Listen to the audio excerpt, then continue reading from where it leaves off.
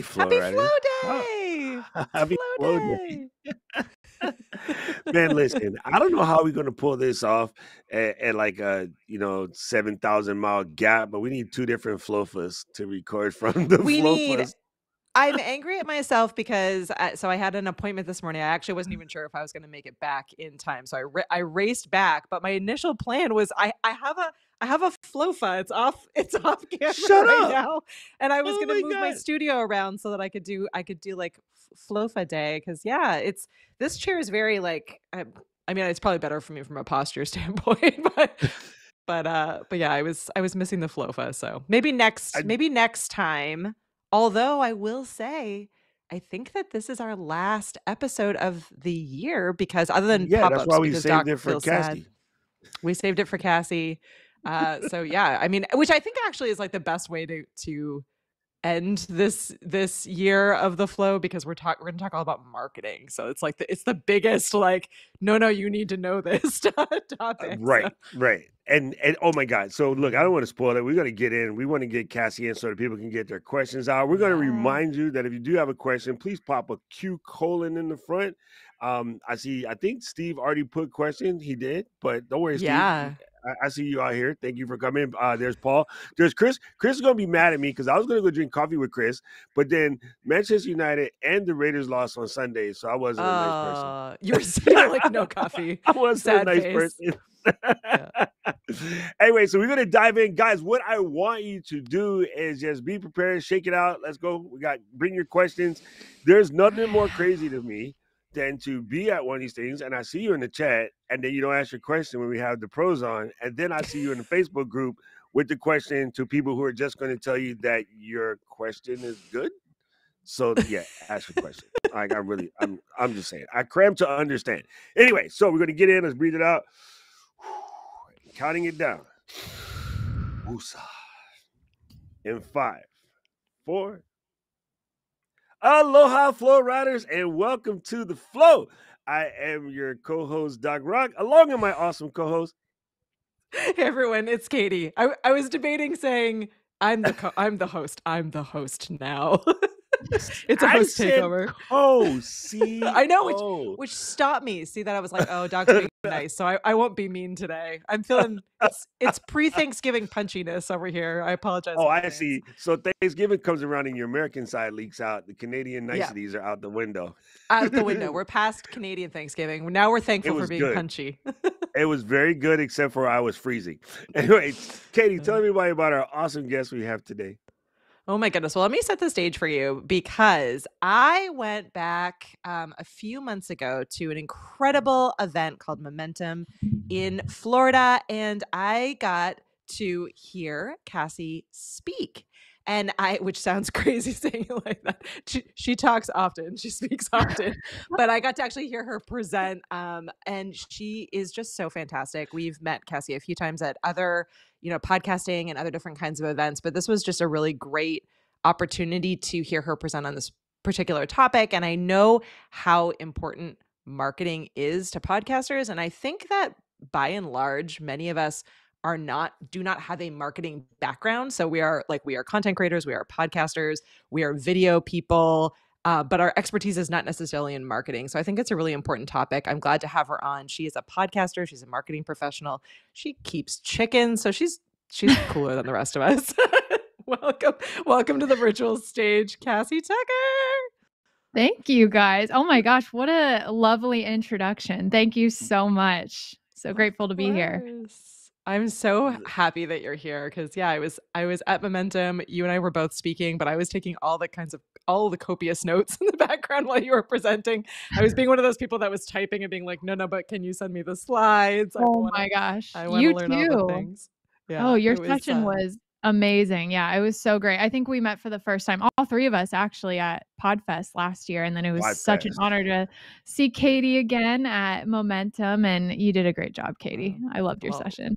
Well, back at you. It's funny, but I always think to myself, Cassie looks like the person who used to work at Disney and like just tell you, hey, welcome, come on in. Like, hey, come on in. I was going to say, my background, it's very Disneyfied. So yes, I did used to work at Disney. Surprise. I know you have Disney princess vibes in all the most It's the positive ways. Imagineer. It's the Imagineer. And Deep Cut, Cassie was in is a Dolphin Tale a Disney movie? No. Wait, how did you know this? I'm Doc Rock, lady. Doc's you know doing deep cuts. Wow. No, it is not a Disney movie, but yes, I had a very small presence in Dolphin Tale too. Very good. Wow. Now Deep we'll be right back after this brief break while we all watch Dolphin Tales 2. Hey, she was in the movie with God, aka Morgan Freeman. Yes. It was incredible. Yeah. Wow. We're gonna have to chat offline about this sleuthing here, Doc. That's pretty impressive. This is called being a podcaster. You gotta know some stuff. You gotta shake the guests and like let them know you know what's up, so that way they can give you good answers. No, I love it. Well, it worked. Hopefully, we'll see what happens. But we'll see what happened. I'll tell you honestly, what happened is Katie was going to be busy, but then luckily she got busy and her appointment was done. And then I was like, oh my goodness, I got like 5 minutes. Like I've talked with Cass before, but I got like 5 minutes to figure this out. And so yesterday I was ready to have my research, and then Katie goes, "Oh, I'm back." I'm like, "Oh, thank you." So then I'll have to be here by myself. I made Doc do panic mode interview question prep. Doc doesn't panic. How dare you? Well, okay. It was a turn. Wait, she's making me speak in the third person. I quit. Organized panic. That's key. Organized panic. Well, I want to start, I think, a little bit big picture. So I want to start at the beginning. I think a lot of people that watch and participate and listen in this show are people who, as I said, would not define themselves as marketing people, and they've worked hard to either get their podcast up and running, or they're still in the kind of the planning phases of starting their podcast. So what is the first thing people should be thinking about or starting with when they are approaching marketing as a non-marketing person for a podcast or show? Yeah. So first and foremost, I feel like we talked about this at Momentum a little bit, but if you are any sort of creator, entrepreneur, business owner, you are a marketer in a way, because you have the goal to market whatever you're doing. And so a lot of those functions you take upon yourself and try to get the word out about whatever you're creating. So first things first, I would encourage you just to have that perspective of I am capable of taking on this function, and you have the opportunity to learn. And marketing is such a vast world, and there's so many ways to go about it. And so also just be encouraged that there's not a perfect way to market your brand or whatever you're doing. But I think first things first is just understanding, why are you podcasting in the first place? Kind of what is that goal for your show? How are you going to add value to people? What is the solution that you're providing maybe? And maybe that solution is even just a form of entertainment and getting people excited about the topic that you're talking about. Comedy, having fun, making people laugh. And so what is that thing that you're trying to do with your show? And with that, who are you speaking to? So I feel like a lot of times people will start a show and they don't really know who they're talking to. And so it's really hard to cater a message and cater content around something when you don't know what that consumer is looking for. So doing some research on who is that person you're speaking to, where do they live? What are they looking for? Kind of where are they at in their journey with regards to your brand and what you're creating? And then you can kind of start to create some messaging around that. But really having clarity around your message and your platform, first and foremost, is a really great way to start. And then everything else in terms of just episode topics, et cetera, are a lot easier to come up with when you have those elements locked down. You know, it's really fantastic. Something that Mary Lou and I did was we took like transcripts from 5 episodes, and then I saved them into a document. I fed them to Chad, and I was like, Chad, based off of these transcripts, who would you say our customer avatar is? And yo, homie nailed it. Like nailed it perfectly. And then I said, okay, well, let me know from this if there are any gaps in the conversation, like who should I be talking to that I'm not? And it was like, well, at this moment, nothing, because I think you got to, because we say it all the time in our show. I think we knew what it was before we started, and same for this show, we knew what it was before we started, but still, it's always good just to make sure that you're doing it right. So if you have this idea in your head that my ideal avatar is Cassie, you could take your transcripts and run against the LLM. And if that doesn't sound like Cassie, then you're not saying what you said you was going to say. Mm-hmm. It's so true. We have all these tools available to us right now, and it is amazing. Like I have been doing more and more of this lately, in many cases, because we keep talking about it here on the show, and I'm like, well, I should make sure that like I'm doing the things that we're recommending, and I'm trying things out and seeing kind of where those questions come. And it is amazing. Like we're pretty close, but every time that I do this, and I've now been doing it on a regular basis, like asking ChatGPT or Claude or any of these AI tools to kind of reconfirm what I believe to be true. And there is always some small thing that I've missed, or like some small like behavior or like audience persona, like a fact of the audience persona that maybe I wasn't thinking of, or it will tell me like, these are the pain points of this audience, or these are the things that this audience really cares about. And it's like, I've done episodes on 2 out of the 3, but not as much on the 3rd topic. So it is, I think, a helpful practice to, even when you know your audience, and even when you know kind of your mission and why you're doing the show, why you're creating this content, I think just using these tools as almost like a sounding board to be like, hey, am I hitting the mark with this, and where am I not hitting the mark with this, is a really smart way to take advantage of a lot of the AI tools out there. Yeah. See, you know what, Cassie, I have a question for you. So in my group, right, we just call Seth the GOAT because he is my hero. And Seth says marketing is the generous act of like helping someone solve their problems. So how do you find what are the pain points for your clients to solve for their marketing people, customer people, whatever, you know what I'm trying to say? Yeah. They're customer people. Oh, that's such a good. It's early in the morning over here. Yeah, I know for sure. Shoot, it's early for me. It's like 12 o'clock, and my brain's just waking up here. Yeah, so this is a loaded topic here, and I was going to mention I loved your guys' idea just about kind of going to ChatGPT and having a conversation there. Chat is like my go-to virtual assistant, so just being able to have a conversation and think about some of those things that I have not considered before has been huge in my process. But I personally love the StoryBrand framework, so I kind of use an iteration. I use an iteration of it, and the cool thing about ChatGPT is you can train ChatGPT to think about that framework. And so that takes just a little bit of time to kind of train it in that way. And you can use that as a process just for any podcast you're coming up with, any client that you're working with, but specifically the pain points. So that takes a bit of research for sure. And so one of the things that I'll do is, yes, I'll tap into ChatGPT. That's a huge part of my process. Just literally asking the platform, hey, this is the person that I'm speaking to. What do they struggle with in coming up with this transformation or going through this transformation that I'm offering them with my product or service? One way to do it too, you can kind of work backwards. So thinking about your solution and the thing that you offer, what are some of the pain points that someone has when it comes to that solution, or that would cause them to seek the solution that you're offering? So that can be one way to look at it too. But really for me, the other thing that I always suggest people to do is just speak directly with your target market. Have conversations with them, almost do a survey and just ask them, hey, what are you facing? What are you struggling with right now? And why would you go to seek this product or solution that I'm offering?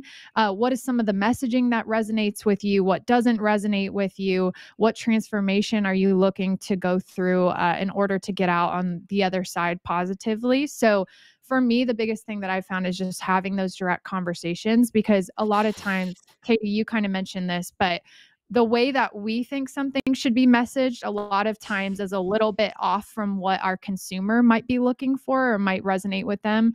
And sometimes it just takes a quick optimization or tweak in our messaging.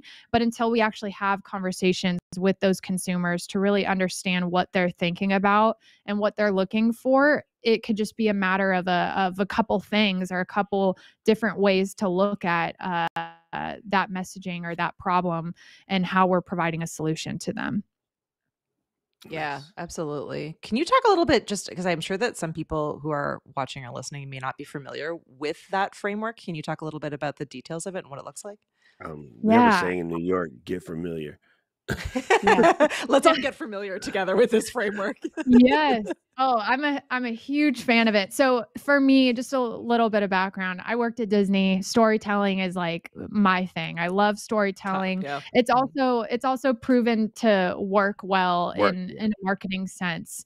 And so one of the things that Donald Miller, the creator of this framework, talks through his book, Story Brand, which I highly recommend reading if you have not, is the power of story and why it works, and kind of tapping into Hollywood and how the sequence of a movie is created and how people are attracted to that kind of storytelling and how we can infuse that into our brand. So the Story Brand framework, they have a free framework worksheet available online. So that's something you can download and kind of take a look at. But in a nutshell, it talks through the consumer, who is the hero of your story, and the problem that they are facing and how you can walk them through that problem to get them to the other side, aka the transformation that you're offering.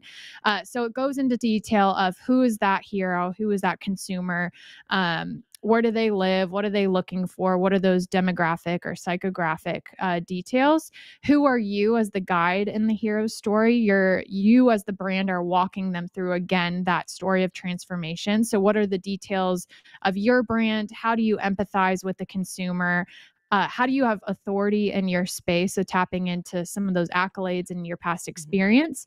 And then what does that transformation look like? So when someone comes out on the other side, what does their life look like? How is it better because they have worked with you as the service provider? And then if they don't work with you, what does that negative outcome look like? And so after completing that story brand framework for your brand, you kind of have this overall guide or skeleton for messaging that you can use for your website, for email marketing, for social media, etc. But it really gets you into a really good mindset for how you should be speaking to your consumer.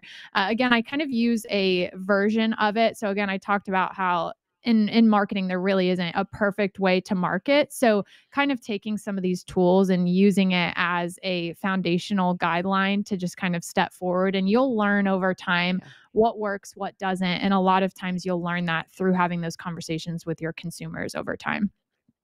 Yeah, listen, people, I want you guys to really pay attention to this, because anybody that's been around here, imagine this concept, right? There's a reluctant hero who has this power within them that they need to get out. And they try and try and try, but they can't really find it because they don't really realize they have this power. And then they meet some 700-year-old green Jedi that talks to them in weird language. And then eventually they put out a show that crushes it. My story brand is freaking Star Wars. I've been doing it effectively for years and absolutely freaking crushing it. Yep. I can see, Exactly. I can show you the Jedis. There are Jedis in the chat right now, Paul Duncan. The cool thing about hero ran into the 700-year-old wise person that talks in circles, and then all of a sudden they out here running things. Ladies and gentlemen, I mean, introduce you Jedi Paul Duncan. That actually is a really great way to think about it, Doc. Like, is you could take that on the list, Marshall, and you could think about like you could think about like you're putting your business, your show into the lens of some of your favorite movies and seeing like what storylines work or don't work. Because I think we all go through these phases of like, you know, we learn something new. Maybe you've just heard about this particular framework and you're trying to process like, okay, how do I, you know, apply that to me and my personal show? And I think what's great about this specific one is that almost everyone has seen a movie. Almost everyone has a favorite movie in some way or another, right? Or a series of favorite movies. So this actually is probably one of the easiest ones to approach because storytelling is so universal, and you know, and Hollywood is so kind of immediately identifiable in what they do and how they do it, that I think even if you don't want to go through the practice of like creating your own story, you could definitely, as Doc said, just swipe one of the other ones and see how the pieces fit in and what pieces you might be missing. So I think it's a really great way to think about it. The timeliness of saving this show for today is kind of perfect because Cassie's here and everybody's going to have some time for the weekend and your family's going to get in your nerves and you need to go hide somewhere. Donald Miller, the inventor of StoryBrand, Donald Miller is a very prolific creator. So he's all over YouTube, and a lot of people like Cassie talking about his method on YouTube. The was it Dennis Merchant, whatever, the Pixar method, also heavily talked about. So you can study up on those two, or you can cheat and just tell Notebook LM. Here's the storybook PDF. Here's a couple of the articles I found. Teach me story method. Give me a podcast episode, and it will generate you something that you can listen to while you hide from your family in the backyard with a sip of whiskey. The book is skinny enough that if you order it on Prime today, you can get it by Thursday, and you could have that book read by Friday. It's like big, but it is very brilliant. So Cass, thank you for like putting people onto that, because it is a big one. It's one of my favorite books. Absolutely. Yes, it is. And the cool thing about it too, it not only walks you through the framework, but it's been a minute since I've read the book. However, I believe it also tells you kind of their website framework that they recommend and everything. So it's a very actionable book. You can kind of go through it almost like a workbook itself and follow the steps, pause reading it, make an iteration on your website or whatever, and then keep moving forward. It's amazing. Highly recommend. Yeah. So, and as you said, what do you see? What do you see is like maybe the biggest gap for the majority of the people trying to market their podcast? Ooh, that's a great question. You'll see that? We had this conversation 3 weeks ago. If I can make the guest say that, that's what stop stroking Doc's ego. I'm just saying.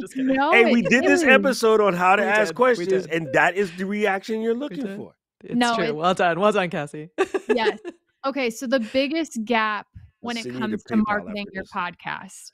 Okay, so there's a couple things. I think number one, clarity of your messaging across the podcast channels is so incredibly important. And obviously there's an SEO element with keywords and everything for the platforms. So making sure that's included. I know a lot of times we get really clever with our podcast names, and that's cool. But if you have a clever podcast name, have a tagline or something that just clarifies exactly who that show's for, kind of what you're doing, what the goal of that is. So people know, when they're scrolling their platforms immediately, okay, this show is about XYZ. I need this. Let me start listening. So that from the ground up is really important. Just clarity overall. I think really just being as present on a number of different platforms as possible. If you have the means to develop a website or at least a landing page on your brand's website for your podcast, that's really important. Put together blog posts for each of your episodes. Again, discoverability online is huge. And so have a little bit of extended content for people to read as they're consuming your show. Have a podcast player on there.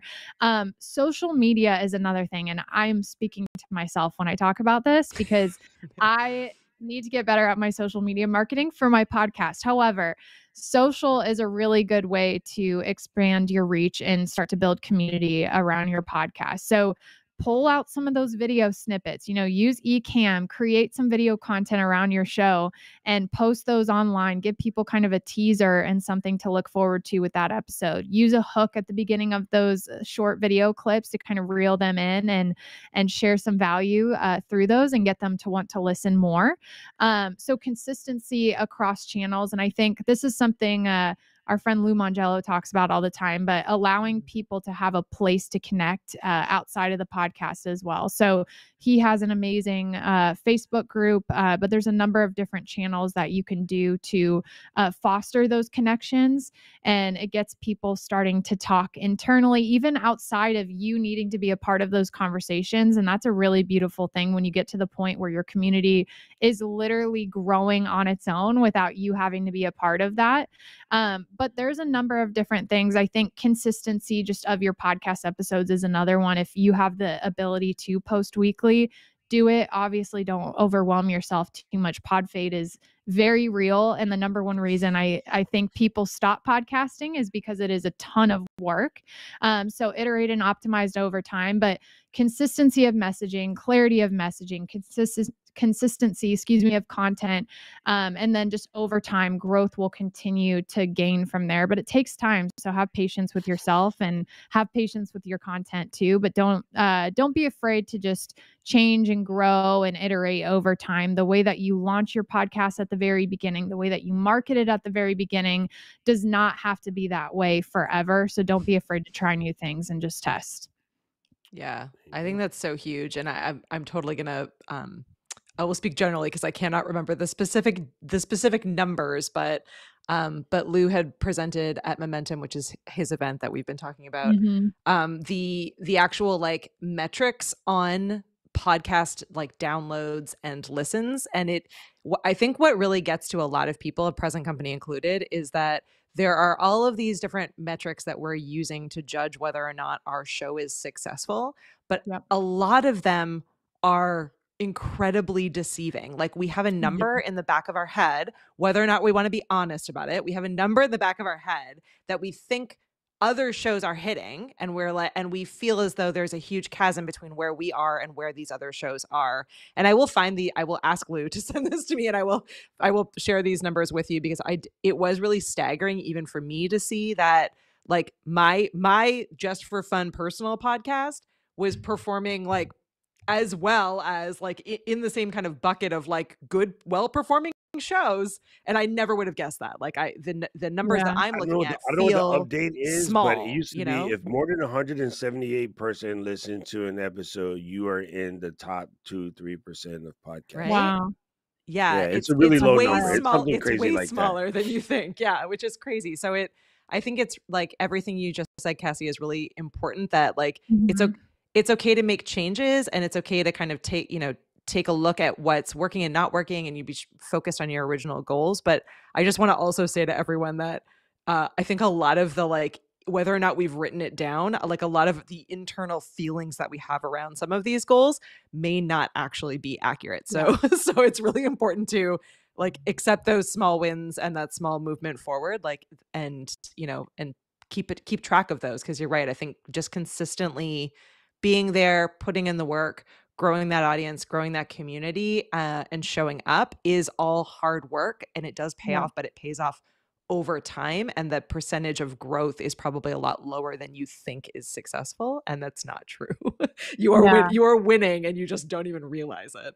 That's so true. And I think that's also important to your point, Katie, of having this like greater purpose around why you're doing what you're doing, because, numbers, income, all this stuff, it will come and go. It will go up and down all the time. And if we use that as kind of a benchmark for whether or not to keep going or to quit or not, I mean, we're going to fade real fast. And so for me, I'm going to be honest, like it's been hard over the last 3 years of doing my show. There's been a lot of ups and downs. There's been a lot of questions I've had to ask myself about, is this the right thing or whatever? But 99% of the time, I go back to thinking about the people that I'm able to help and impact. And that keeps me going. Like no question. I'm like, okay, like it's all good. This stuff will pass. It's fine. And exactly.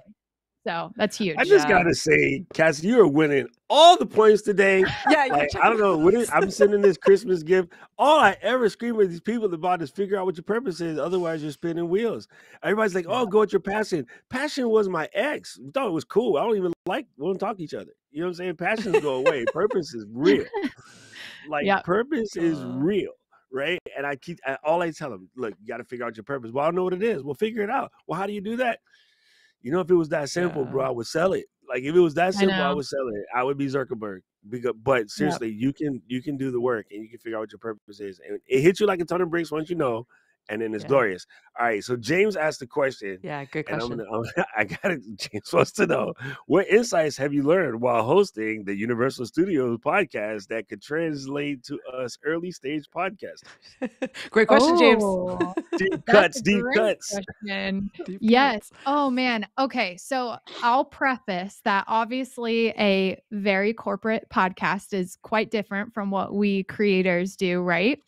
However, I think the biggest thing that I have learned from that is really paying attention to what the fans want. Universal has a bunch of fans.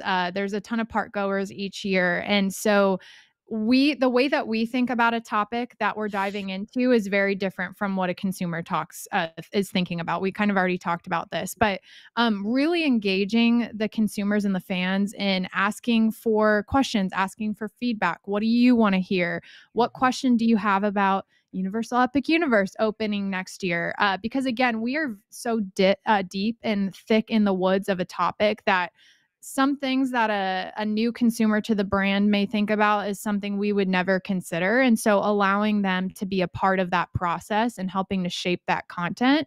And then I think the other thing too is just what we already talked about as well, is just optimizing and iterating over time. This show has gone through so many different iterations, and it's all because we have put something out there.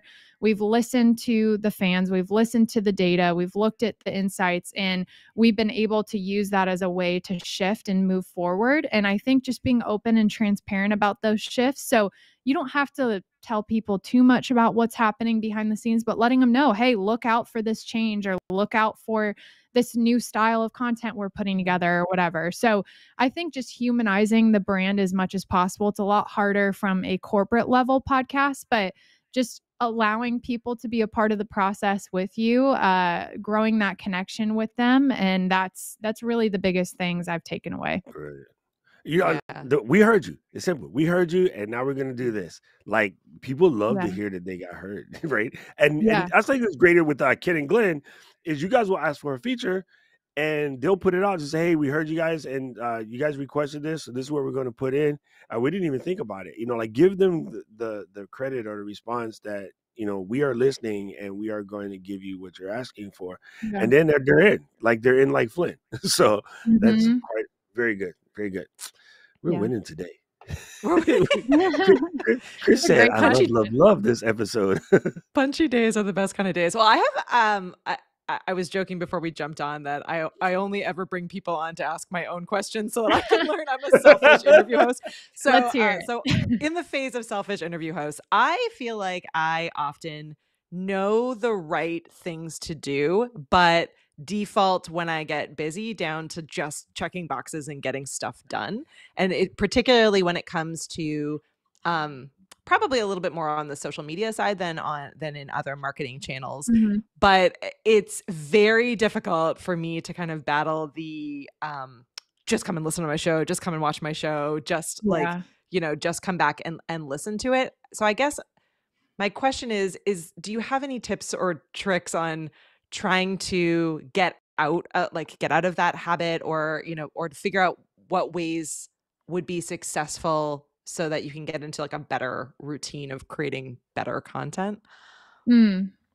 Yeah. So this is something I've definitely faced too, Katie. So you are not alone in this. I know I'm not alone in this one. Yeah. I think for me is I've had to kind of schedule regular check-ins with myself of just kind of sitting down, analyzing, okay, this is the current production process. This is how I'm currently marketing the show. This is how I'm currently building community. Literally every function under the sun that you currently have with your show, schedule regular check-ins. Like, I will literally block my calendar off for a whole entire day and dedicate it to doing an audit of what I'm currently doing and coming up with a plan forward.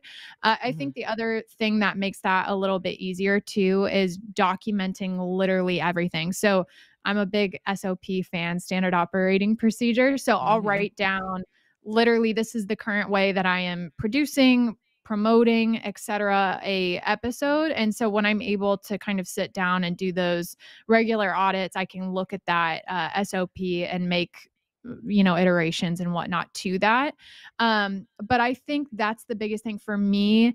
Specifically, I'm a calendar person. So if it is not scheduled, it is not going to happen. And so I have had to be very intentional about blocking that time and kind of sitting with the current scope and outlook of something and being able to kind of like fully focus on that and it doesn't have to be a day. It could be, 2 hours or whatever, but just scheduling that in has been the biggest thing, and not being too married to the current way things are. I know we all like love what we're building and everything. And I think there's certain things, at least for me, that are non-negotiables, but also being open to changing and everything like that. But I think just making sure it happens, being very intentional about that, treating your podcast, for example, as a client, like literally putting the amount of intention into your show and what you're building as you would with a client or someone that's paying you. I know a lot of times, like,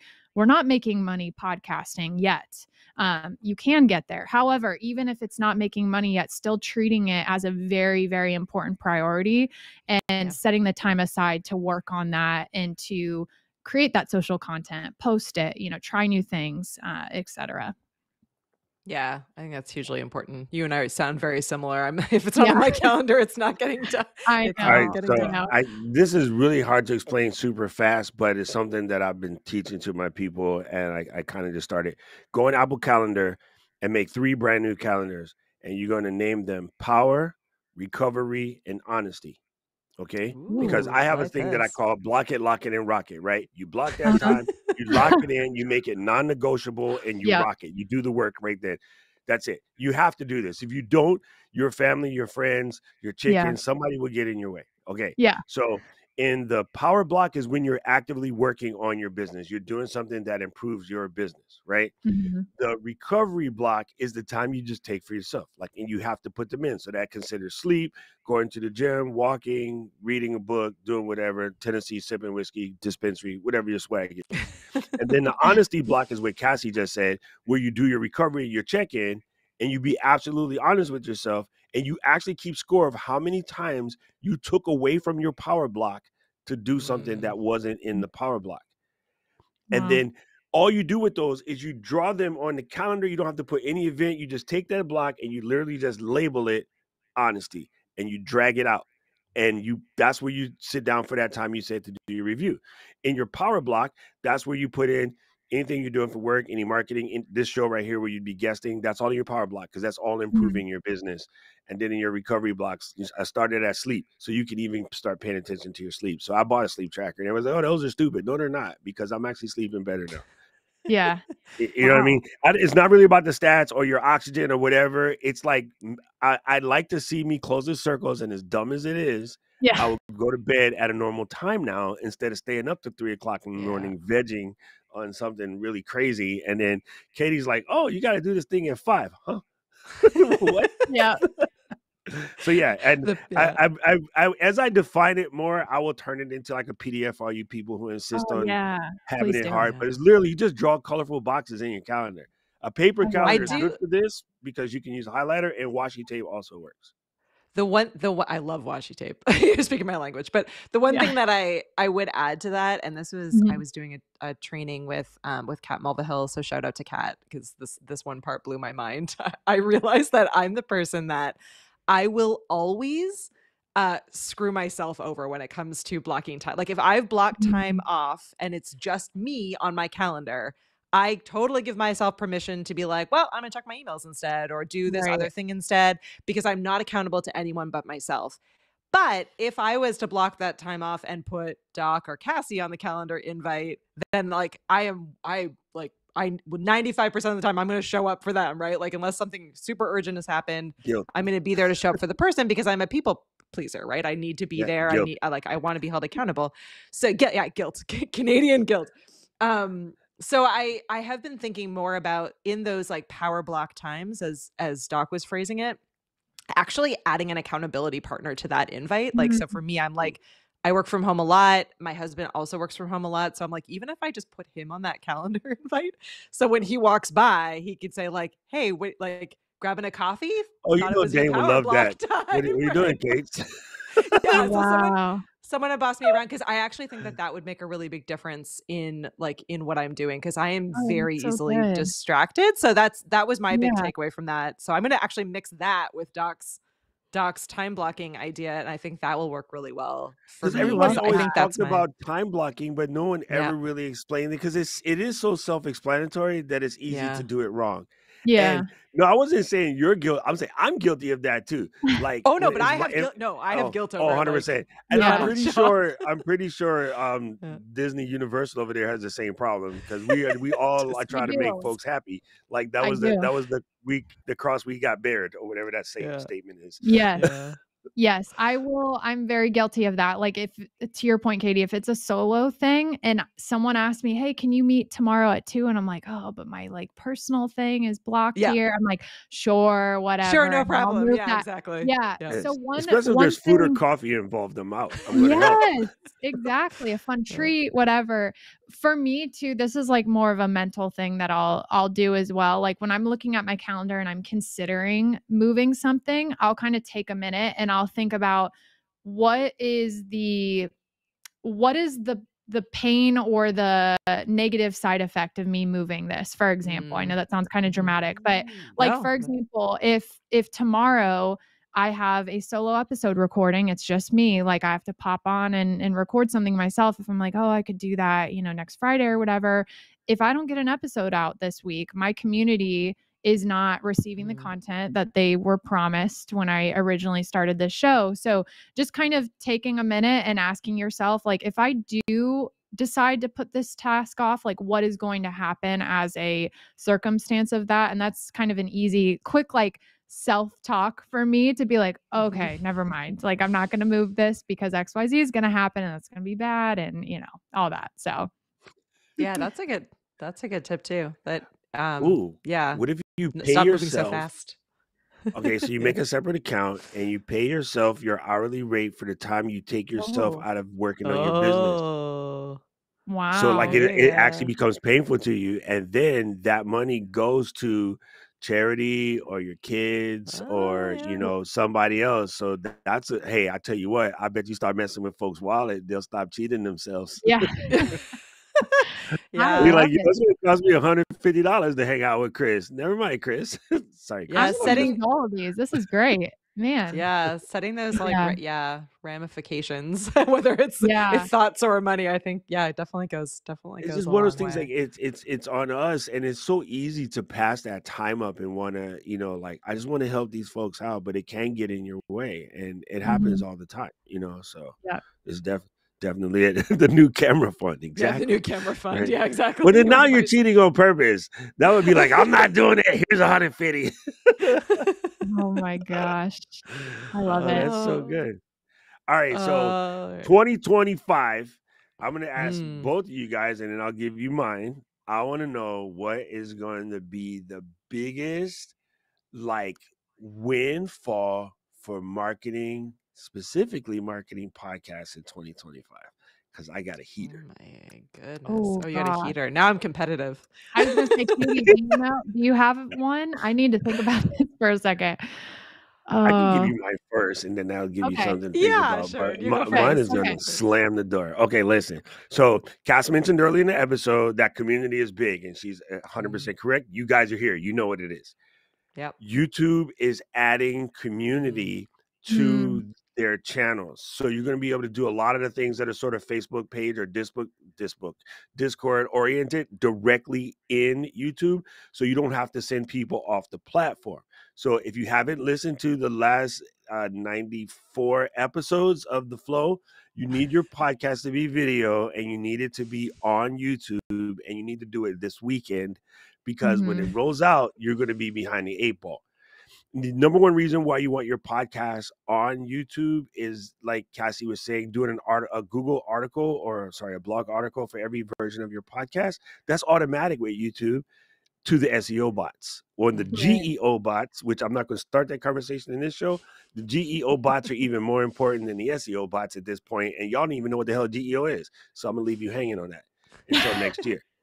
But my crew knows, because I told them already. You need to be ready for this. So if you've been thinking about it, stop thinking, stop drinking, make that podcast, get it out there, and make it a YouTube video podcast. Oh, man. That's good. Yeah, that was mine. No, just kidding. Yeah. Same team, Katie, same team. Well, I know. I guess, I don't know. I've been thinking about a lot of these things kind of maybe more personally and how it applies to Ecamm. I think you're right. I think like YouTube and video are going to continue to be big players, particularly in the content marketing space, whatever that means for you and for your business. I'm just on this, like, I keep calling it a mission. I'm gonna keep calling it a mission. I'm on a mission to try to get in front of people and let them know how to make the video creation process much easier and more seamless, so that they can then streamline all of the other processes that go in and around that. Because I think what ends up happening is creating the video feels big and daunting and like too much, and they're overthinking that experience. And then all the other work, whether that's editing, repurposing, all the marketing, other stuff to it, then feels like even more big. And so then the whole thing, you end up getting caught in this spiral of just not doing any of it, or being on autopilot and doing the wrong things because you just want to check the boxes and being done. So I think I don't know, in my mind, I feel like 2025 is going to be the year of people finally figuring out what their workflow, what their system is, and finding ways to get really clever about this. Those are the people that are going to win going forward. So long-winded, probably not perfect answer, but I'm going to go with it. I think it's figuring out what your systems and your workflow is, and how to think video first to kind of simplify that entire process is going to be really important, particularly for systems. I like it. Save yourself stress, time, energy, money. System. Save yourself stress, time, energy, money. That's another Doc Rock professional use. Love it. Yeah. And the video is huge too, because it serves as a macro form of content to create small social snippets. So instead of thinking about, I individually have to create a podcast episode, and I also individually have to create social media content, start with the podcast first, record via video, and then create social content from there. And the process is just very streamlined. I will third the video importance. I think that is huge. I think more and more people want to see other people face to face, and that's a great way to connect with your audience. But kind of piggybacking off of that too, I'll encourage you. This is something I've kind of dealt with over the years, is don't be afraid to let your personality just shine. I know we say that all the time, but I feel like a lot of times when we start to record something, we feel almost crippled by the video camera being turned on, and we're like, oh, I have to be this buttoned up, like perfect, non-real version of myself. And number one, that's not sustainable. Like it doesn't work. And also, more and more as you start to connect with your audience in person, you want that personality to flow over. No one wants it. Yeah. Your human connections. And also, I think about some of the biggest podcasts in the world / the podcast I personally gravitate towards. They're fun. I feel like I know the person as a friend. And so entering those episodes as, I'm just going to be me. I'm going to share my viewpoint and opinion. And yes, I'll have kind of a goal for this episode and what I want someone to learn from it. But don't be afraid to put your own spin on it. And I think that's really what's going to stand out in 2025. Is there are a lot of podcasts out there, but what's going to make you different, yes, is the value, and yes, the solution you provide, but the way you talk about a topic and the fun, unique personality that you put on it. Nice. Nailed it. Nice. Love it. Love it. Okay, so we've been talking about this a lot. Something that I've done for the last 2 years. I learned it from, I believe which one of our creators? One of our creators started it, and then it was Sally Cousins, with her laughing self. Sally put me on the theme word for the year, and so like 2 years ago, her theme word was Ecamm, and so she got heavy in Ecamm, and now she's killing it. Nice. So Katie's been recently into the theme word. So what is going to be your theme word for 2025, Katie? Mine, so I've been rocking it through 2024. I'm going to carry it in 2025. Mine is simplify. Yeah, love it. And so my theme word last year was grace. My theme word this year is going to be no. I'm really bad at no. I'm like, yeah, okay, I got it. That's a good one. I got it. That's a good one. They're gonna be like, hey, can you do it? No. Okay. You'd be surprised. A lot of times I do people love will say, that Sally's okay, was Ecamm though. Yeah, like, I love that. I love that. Like she got good. Yeah. Sometimes we take this like word challenge and we try to figure out like a big thing. And I love that she was like, nah, I'm gonna learn this software. That's my word for the She's year. like, it is the cornerstone of her business. She produces 3 podcasts a week. They're video podcasts. 2 of them are live streams. And she was like, I've been fumbling for too long. So she hit me up like the first week in January. It's like, can I have an hour of your time? And I'm like, yeah. And it's like, can you come on my show? And I was like, yeah. Now she can come on the show. I'm like, no. No, I'm just joking. She was cool because after I helped her and I did her episode, she sent me a bottle of Glenlivet 12. People, you want to know how to get me on your show? Send me whiskey. So simple. Anyway, but now she crushes Ecamm. She no longer has questions. Like, she just does her thing. She actually spent the time over the course of the year to learn a little bit every, so often, and it works. So, Cass, if you do a theme word, if you do that, what would it be for 25? Oh man, a lot come to mind, but I think one that I would choose is delegate. So the reason I'm choosing that is delegate to other people, delegate to systems. So Katie, you were talking about all these amazing platforms that we have available to us. So really looking at process, what do I do on a regular basis? If you feel like you have to like track your time for a week and just see where you're spending your time, how can you reduce that time by optimizing using a great system that helps streamline efficiency, or do you need to bring in someone to help with that stuff? Because I love doing all the things, but I don't need to be doing all the things. So for me, I need to next year kind of figure out where can I kind of reduce my time spent on tasks that can be placed into other people's hands or other systems or software's hands, so I can do my best in the things that I do best. So that's what I would choose. See, you heard it first. Katie's going to be gone. Paul, you got more work to do. Cassie set you up, so you know who to talk to. Oh my gosh. Yep. Well, thank you so much for hanging out with us. I knew we were going to learn a ton. I think I learned even more than I thought we would. So I really appreciate it. You guys are awesome. I love this. I love what you guys do, and this is so wonderful. And thank you for teaching me a couple things. This has been so fun. Don't worry, and we'll see you in like a month and 2 weeks. Yeah, we'll see you in a little bit at PodFest. If you're listening and it's still before January, we are going to PodFest. We will be there in Orlando. We're actually built sneak peek. You heard it here first. We're building out an entire Ecamm recording space on site at the event. So you will not be able to give us the excuse like, I'll record that later. I haven't started my podcast yet. We're going to be in your face, ready to help you take that next step and get your recordings done on site. And hopefully make it really easy and fun as part of the process. So if you're local or if you're going, let us know. Send us an email over to flow@ecamm.com. We'd love to see you and hang out with you. We can introduce you to Cassie. Listen, that was fantastic.